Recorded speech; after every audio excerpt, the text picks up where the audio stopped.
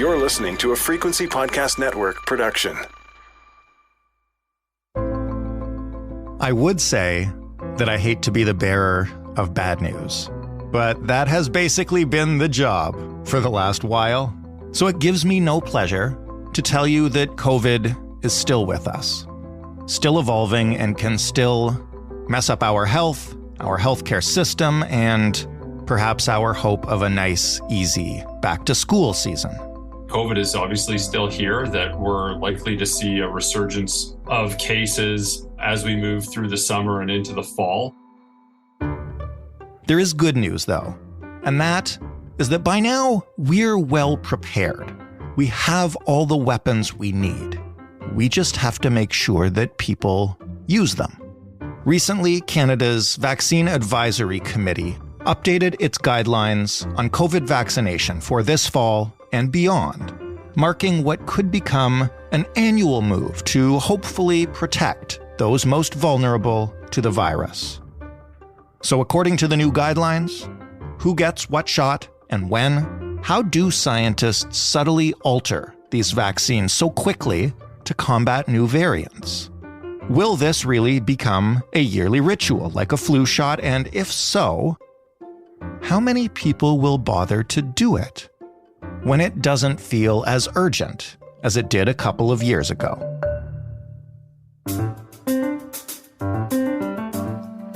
I'm Jordan Heath Rawlings. This is The Big Story. Sabina Vohra-Miller is a master's in clinical pharmacology. She has been, for just about the duration of this pandemic, our favorite vaccine expert. Welcome back, Sabina. Hi, thanks for having me again. Of course. It's been a while since we talked, which I guess is a good thing because it means that there's a little less urgency to what's going on. But as we speak, over the past couple of weeks, there have been some doctors and epidemiologists warning that we could be in for a bit of a rough fall with COVID. Why is that happening? Yeah, I think we've had a bit of a lull in the last few months with respect to COVID, likely because Omicron sort of hit people very quickly, which means we're riding that, sweet hybrid immunity wave for a bit. And also because of summer, people are, for the most part, gathering outdoors a lot more. And I think once fall hits, our leftover immunity is going to wane and people are going to hang indoors a lot more. And so we will see another sharp increase in cases, particularly, because we're getting into a period where our immunity is going down, our collective immunity is going down. And so we have to avoid another winter of a triple-demic like we had last year. I don't know if you remember, but it created a lot of havoc, for hospitals and ERs. And as you know, we are already, stretched on a good day with respect to our ERs. We're having situations where ERs are fully shutting down because of lack of funding and staffing, so it's only going to be worse.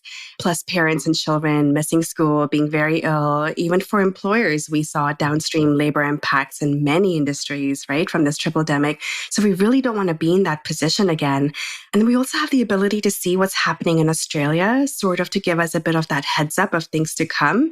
And unfortunately, they had a really intense winter with sky-high influenza, along with sky-high COVID, plus other respiratory viruses. And so we have a bit of that insight into what is going to come, and we need to make sure that we're prepared for it this time. Give me a sense quickly, if you can, for people that didn't quite realize how serious it was. We're lucky enough to avoid it. Don't have loved ones maybe in the vulnerable categories. What was that triple-demic? How does it happen? Yeah, I think there's a multitude of things that kind of went into it. First of all, there are some theories that suggest that because we were not really exposed to many of these viruses during COVID, because our public health measures worked really well, there was what people call the immunity gap. And I don't like that term, but I really think it's just an exposure gap. We were just not exposed. Masks worked really well, for instance. And so because of that, we had a lot of people who just hadn't been exposed to a lot of these respiratory viruses for, a matter of 2 or so years. And then when they're exposed at the same time, you had vast numbers of people who were getting hit with multiple viruses at the same time. I'd heard of many cases of children who had both influenza and RSV at the same time, or, RSV and adenovirus at the same time. And it was really difficult because we don't have the hospital capacity at this point. Even if it is, for the most part, something that requires a short hospital stay, we just didn't have that capacity. And so we had instances of even children who died, from RSV in Canada, when really no one should be dying from RSV in Canada. And I think people just don't understand necessarily that things like RSV can affect very healthy, otherwise completely fine, healthy children, just because children are at a higher risk for some of those downstream impacts from these respiratory viruses. And I think a lot of people were caught off guard by that. Mm-hmm. And we also don't talk a lot about viruses. I feel before COVID, I think I was the only person who obsessively looked at what's happening in Australia. I look at all the surveillance reports for influenza and other respiratory viruses. But I think most people just didn't have that in their repository of things to do. And I think we're becoming more and more hyper aware of this now, which I think is good, especially now that we have tools in our arsenal. Of course, we have COVID vaccines, but we have influenza vaccines. And, if all things go well, we'll probably also have an RSV vaccine in our arsenal very soon, which means there are things we can do to prevent this from happening, right? And that's great. That's good news. In terms of vaccines, that's the reason we obviously wanted to talk to you today. Recently, the Advisory Council on Vaccines in Canada updated its guidelines. Now, let's just start with, what did they say? What's happening now? So to keep it very simple, NACI basically recommended an updated booster for everyone in the authorized age group, but especially those who are at higher risk. So that includes those who are older adults, living in long-term care or other congregate settings, underlying medical conditions, pregnancy. And so for this group, they strongly recommended it. And for everyone else in the authorized age group, they also recommended a booster. What do you mean by authorized age? That is the confusing part. So authorized just means who Health Canada approves this new vaccine for. And that we don't know yet. We're waiting to see what Health Canada says.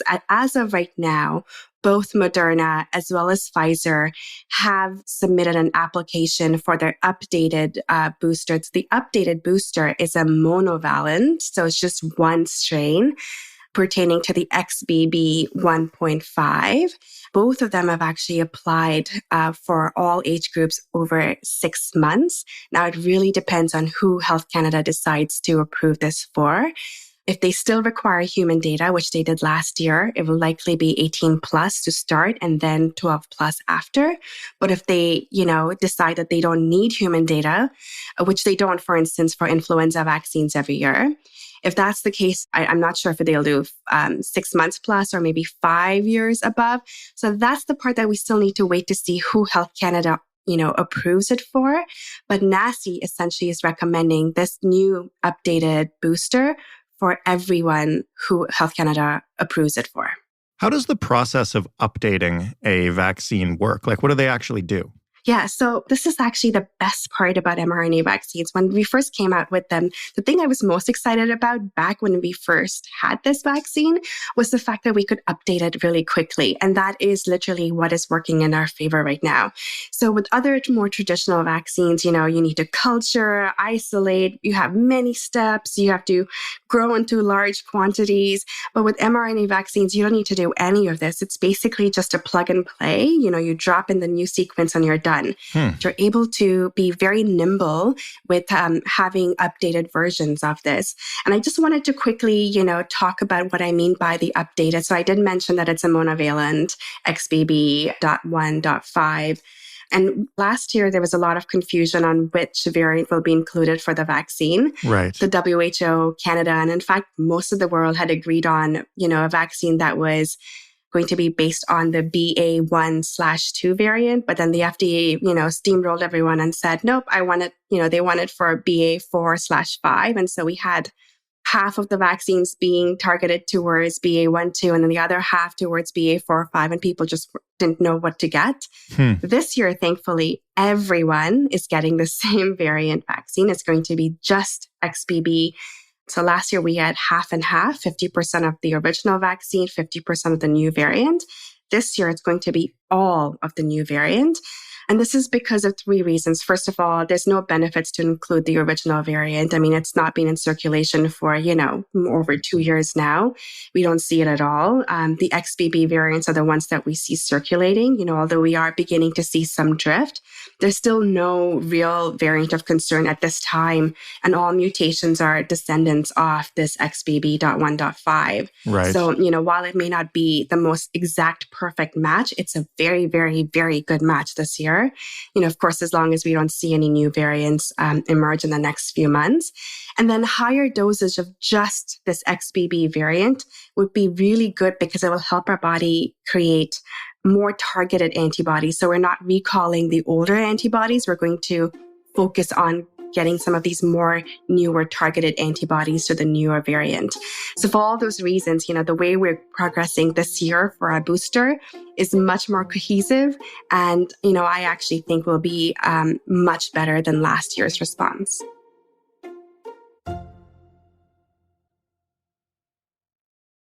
Is this about to become a yearly ritual, like the flu shot?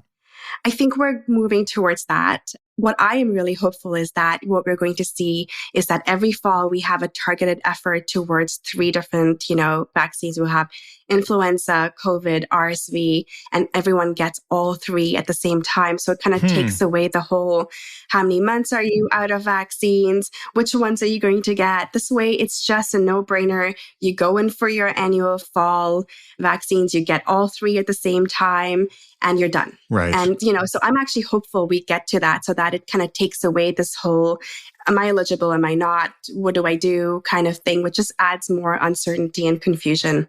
Speaking of uncertainty and confusion, I've talked to people who, and I include myself in this, have a hard time remembering exactly how many COVID shots we've had by now. The last one was the bivalent booster that you already discussed last fall or winter. How was the uptake on that one? And is vaccine uptake holding up as we move into round 4, round 5, et cetera? Yeah, great question. So unfortunately, PHAC does not actually collect data to show what the numbers in Canada look like in terms of the bivalent booster uptake.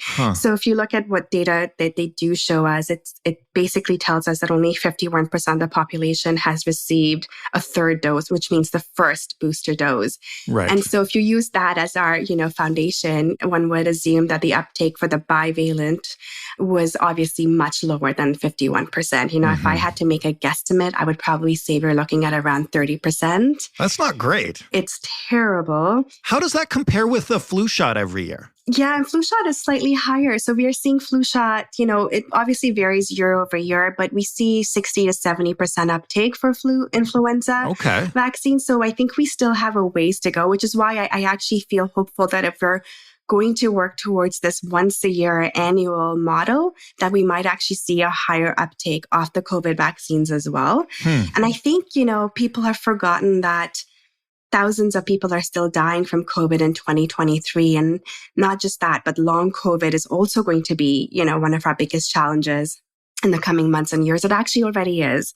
And I'm not saying that vaccines prevent either 100%, but they do significantly reduce the risk of both, right? And I think that is the one key thing that we need to remember. I do think we have to do a much better job of educating the public, explaining why it's so important to get the booster. And I feel that once we move towards a more targeted, more efficacious version, that selling the vaccine will be so much easier. And by selling, I mean uptake of the vaccine, not necessarily a transactional version of the word. These guidelines came out a couple of weeks ago. As you mentioned a few minutes ago, we're still waiting for the approved ages for this. And for the booster, I guess, to get through trials or testing or whatever it is they're doing. Will this be ready in time for back to school early September? And if it's not, is there any benefit to people who are concerned getting whatever shot is currently being offered and going with that? Yeah, great question. So both Pfizer and Moderna submitted end of June for this monovalent new booster version. And so if all goes well, if I had to guess, based on looking at previous timelines, we'll probably see approval by late September-ish. Okay. And I would assume distribution by perhaps mid to end October. And so that is my best guess at this time. Is that an ideal target, though, for the timeline you're discussing when you talk about a triple-demic and back to school and gathering indoors? Yeah, I would probably see a wave of COVID occurring slightly earlier. We're seeing, a slight uptick right now. And so if this continues, we might see an uptick on COVID, by September, October. Typically with RSV, RSV hits later in the fall, and influenza usually, peaks around after December typically. And so there is a timing difference with all of these viruses, and we may miss the COVID uptake. But the way it stands right now, the way we're going to see fall guidelines come into play, again, the provinces have not announced anything, but if they follow NACI's recommendations, they're going to ask for people to have 6 months before getting the new bivalent dose. And so if there are people who are choosing to get a vaccine now, like the bivalent now, it would mean that they'll have to wait 6 months to get the new monovalent. And so, that is obviously a personal decision that someone has to make with their physician, depending on their exposure, when their last dose was, and how high risk they are. But for the general population, at least, the advice is to wait until the new updated version is in the market. But again, it really varies depending on personal circumstances. So speaking to your doctor is probably the best way to go.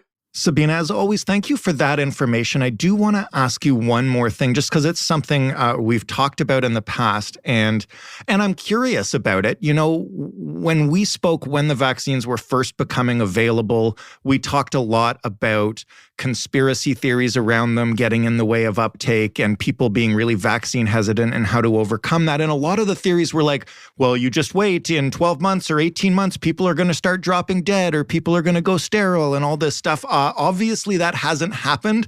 What's happened to the conspiracy theories surrounding this vaccine, and what's going on with relation to hesitancy now? I actually thought that by now we would be in a much better spot than we actually are. In fact, I feel things have worsened, particularly with the social media climate that we are in right now. Even though nothing bad has happened yet. I know. It's just, I don't know. I don't know how to explain it. But we're seeing this across the board on so many different science topics, including climate change. I don't have an answer. I wish I did. Yeah. Because, it's one of those things that I really do want to solve in my lifetime. And so I think the echo chamber is getting louder and bigger. And it might just be because of what we're seeing in social media these days. I don't know if it's necessarily reflective of the general population, but I think that it's not something we can ignore. I don't think we can say it's a small, cult group, for instance, and we can ignore it. I don't think we can. I don't think we have the luxury to ignore this, because I think the problem's only going to get bigger. I'm writing an opinion piece about this right now, but I think we're in a phase in science where we need to stop talking about misinformation, stop talking about social media propagating this misinformation, and actually do something about it. And we need to talk about how we can use social media to do something about it. I'm all about discussing it, about having those academic, conversations about it. But I think we're in a point where we just need more science voices taking over, especially in social media. And we need to put in efforts. We need to put in funding. We need to put in a lot more into it so that we get to a point where we have equal voice in science as we do from the other side. Thank you again for finding the time for us, and looking forward to reading the op-ed. And good luck with fixing social media. Thank you so much, Jordan, for having me. Really enjoyed this conversation. Sabina Vohra-Miller, vaccine expert, master's in clinical pharmacology. That was the big story. I hope you get your shot. When it's offered to you, I hope you tell people you love to get theirs. It's so easy, and I don't want to do this episode every August, you guys, so help me out. Do the right thing. You can find more of our episodes, including a lot of episodes, shockingly, talking with Sabina about misinformation and vaccines, at thebigstorypodcast.ca. You can also give us feedback by tracking us down on Twitter at thebigstoryfpn. You can always email us. That address is hello@thebigstorypodcast.ca. And you can call us and leave us a voicemail. Spout a vaccine conspiracy if you like. I have an itchy delete finger. You can find this podcast absolutely anywhere you get them, and you can ask your smart speaker to play the Big Story podcast. Thanks for listening. I'm Jordan Heath Rawlings. We'll talk tomorrow.